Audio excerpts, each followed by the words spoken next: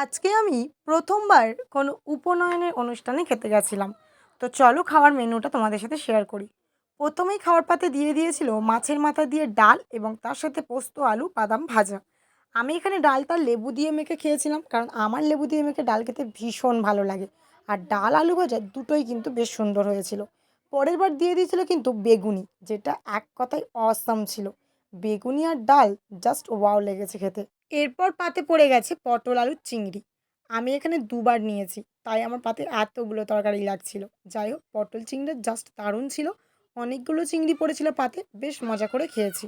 এরপর পাতে পড়ে গেছে কিন্তু কাতলা মাছ। কাতলা মাছটা ভাজা ছিল, আলাদা করে লাস্টে গ্রেভি ছিল আলু দিয়ে। তো আমি এখানে ভাজা মাছ দিয়ে খেয়েছি এবং লাস্টে অল্প একটু গ্রেভি এবং আলু নিয়ে নিয়েছিলাম। এরপর দিয়ে দিয়েছিল এখানে আমের চাটনি এবং তার সাথে ছিল কিন্তু পাঁপড়। চাটনি খেতে ভালো লাগে বলে চাটনির পরিমাণটা কিন্তু বেশিই ছিল। আর সবশেষে ছিল দই এবং রসগোল্লাও সুন্দর খেতে ছিল।